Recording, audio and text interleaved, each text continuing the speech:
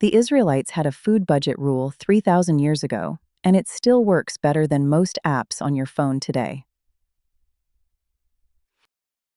Their lesson asks a modern question. What should happen first when money enters your life? Stay with me, because by the end, you will have a money plan you can remember and use in only 3 words. No complicated app, no endless categories, just a clear order rooted in wisdom and trust. Welcome back to Faithful Finance, where we turn one money problem each week into practical guidance grounded directly in Scripture. Today is budgeting, but this will not be another lecture about spreadsheets or financial perfection. Here is the problem with almost every budget. It begins with the wrong question and waits too long to make a plan.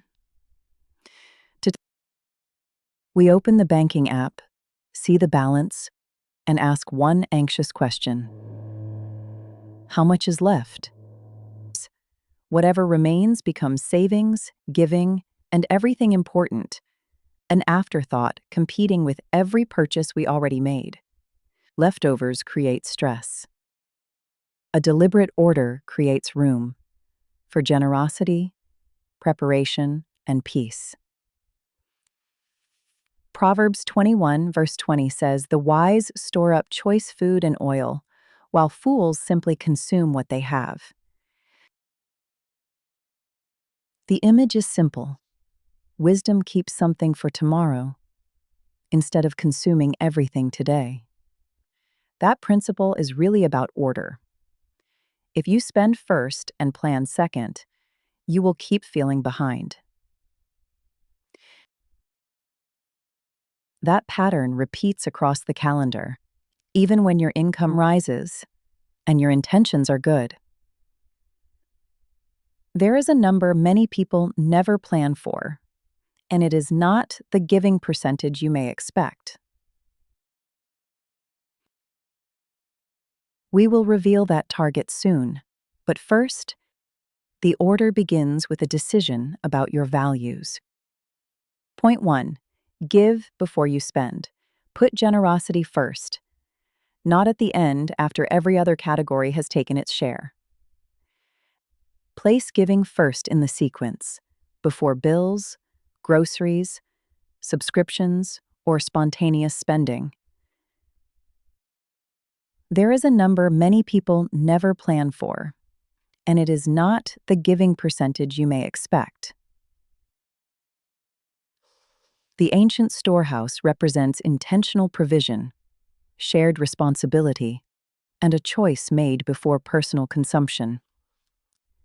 The order matters psychologically, too. Giving first lets your values speak before your impulses get a vote. Your first line item becomes a declaration. This is who I choose to be with money. Practically, the moment your paycheck lands, giving becomes line 1, before rent, groceries, or anything else begins to move. A predetermined sequence removes the monthly argument between what matters most and what feels most urgent. Point 2. Save on purpose, not by accident. Wisdom stores deliberately before the shortage or surprise ever arrives. Automation turns a good intention into a real transfer before spending has a chance to interfere. Joseph followed this pattern in Egypt, storing during 7 years of surplus before the years of shortage began. The grain was stored in abundance, deliberately and early, so a future crisis would not become destruction. A simple, workable target is 10% to savings, placed right alongside giving at the start. The full plan has 3 buckets: give, save, and live within everything that remains. Move that savings automatically before you even see it sitting in checking and mentally available to spend.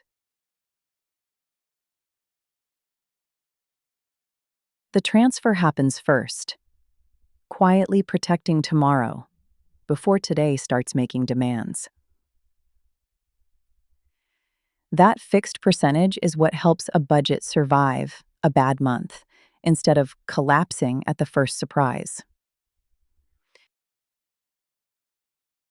When the car breaks, savings turn an emergency into an expense you already prepared to meet. Point 3. Treat debt as bondage, not as the automatic tool for solving every uncomfortable moment. Debt can begin as convenience, yet its obligation may tighten around future choices. Sometimes we hold on so tightly, out of fear, thinking that dependence keeps us safe. But true freedom begins when we let go and open our hands to a bigger purpose.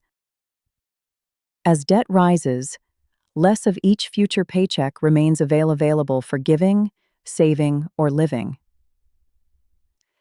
That does not mean every loan is sinful. It means debt should never become your unquestioned default plan. Create a pause before checkout, long enough to ask whether this purchase truly belongs in the plan. Before swiping, ask, am I trading a few minutes of convenience for several months of obligation? One short purchase can echo across a long row of future payments and reduced freedom. A biblical budget builds a buffer so debt is not the fallback whenever something unexpected breaks. Each saved dollar strengthens the buffer, while the credit card remains an unused last resort.